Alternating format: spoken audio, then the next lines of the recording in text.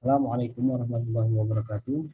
Perkenalkan, nama saya Wafa Hidayat Rahman dengan NIM 081138232809 dari Universitas Sriwijaya, program studi dari Fakultas Matematika dan Ilmu Pengetahuan Alam, program studi Matematika. Pada video kali ini saya akan membahas pengaplikasian fungsi kompleks dalam bidang teknik. Yang dimana saya akan membahas ini adalah tentang pada aliran di bawah bendungan. Yang pertama, kita ketahui dulu apa itu fungsi kompleks. Fungsi kompleks adalah suatu fungsi yang domain atau masukan dalam dan kodomain atau keluarannya itu berupa bilangan kompleks. Dengan kata lain, fungsi kompleks memetakan bilangan kompleks ke bilangan kompleks. Dapat ditulis F sama dengan C ke C. Jika bilangan kompleks ditulis sebagai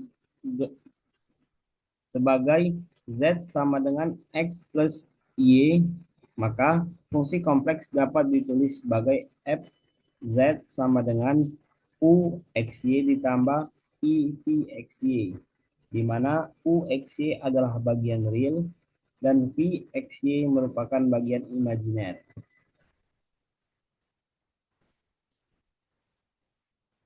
Pengaplikasian fungsi kompleks dalam bidang teknik, yakni dalam bidang teknik di aliran di bawah bendungan. Yang pertama adalah konsep dasar aliran di bawah bendungan. Dalam teknik sipil, hidrologi teknik, dan mekanika tanah sangat penting untuk mengetahui bagaimana air mengalir di bawah bendungan pada tanah jenuh. Masalah utama yang harus diperhatikan. Yang pertama, yakni masalahnya adalah tinggi muka air yang keluar atau exit gradient. Kemudian yang kedua, masalahnya adalah terjadinya piping atau rembesan. Kemudian masalah yang ketiga adalah laju debit air pada bawah tanah. Dan yang terakhir masalahnya adalah bentuk garis potensial dan garis aliran atau flow net. Untuk memodelkan aliran ini, itu menggunakan fungsi kompleks Fz sama dengan Pxy plus Pxy, di mana Pxy adalah potensial aliran atau head hidrolik, Cxy adalah stream function atau fungsi garis aliran, Z itu sama dengan X plus Y. Aliran akan dianggap dua dimensi, steady dan irrasional jika memenuhi nabla kuadrat Pi sama dengan 0 untuk persamaan Laplace, dan fungsi kompleks mempermudah mencari solusinya. Kemudian aplikasi fungsi kompleks dalam aliran di bawah bendungan. Yang pertama adalah menghitung distribusi tekanan air hydraulic head menggunakan Pxy. Seseorang ataupun insinyur dapat mengetahui, yang pertama adalah mengetahui tekanan air di dalam tanah, kemudian mengetahui tekanan uplift atau gaya ke atas, kemudian adalah mengetahui risiko geser pada fondasi. Selanjutnya ada gaya angkat atau uplift force, di mana tekanan air di bawah bendungan menyebabkan gaya angkat yang harus dilawan oleh berat bendungan. Kemudian yang ketiga adalah menentukan garis potensial dan garis aliran. Dari P dan C diperoleh flow net. Setiap titik di mana P konstantan ke garis potensial dan C konstan ke garis aliran.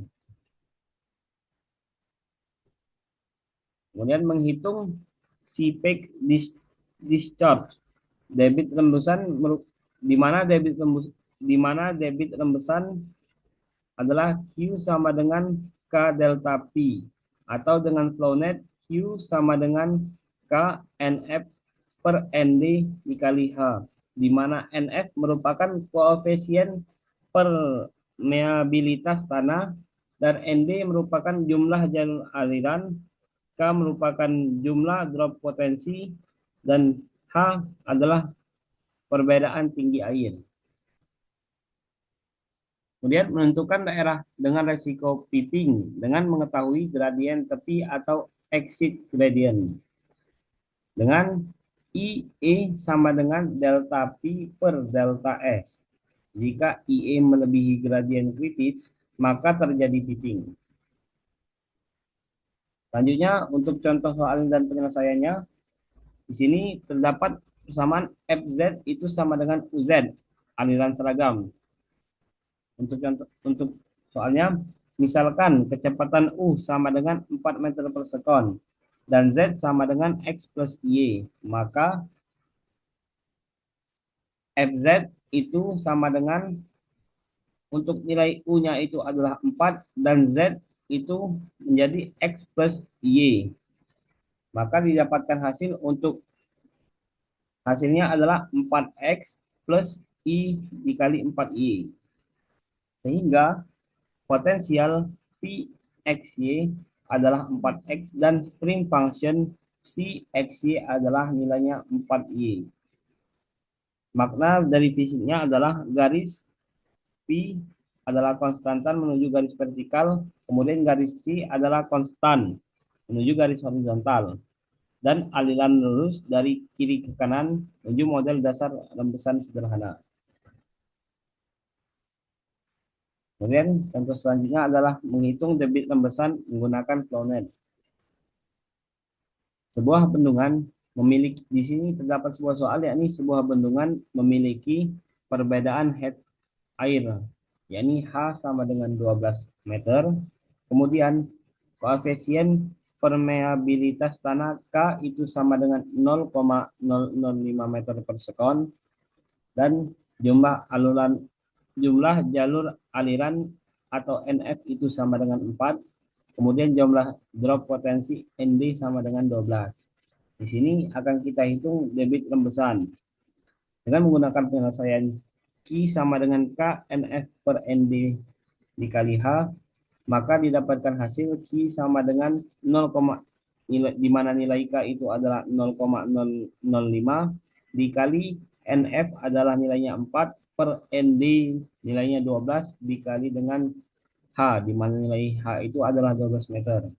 Hingga didapatkan hasil Q sama dengan 0,005 dikali 4 dikali 4, di mana 4 ini merupakan hasil dari 4 per 12 dikali 12.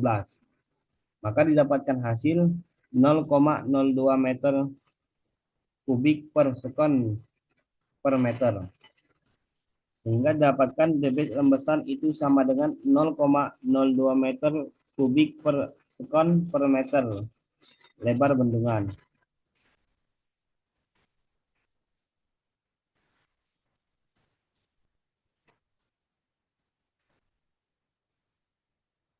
Mungkin itu saja yang dapat saya sampaikan. Apabila ada kata yang salah, saya mohon maaf. Saya akhiri. Wassalamualaikum warahmatullahi wabarakatuh.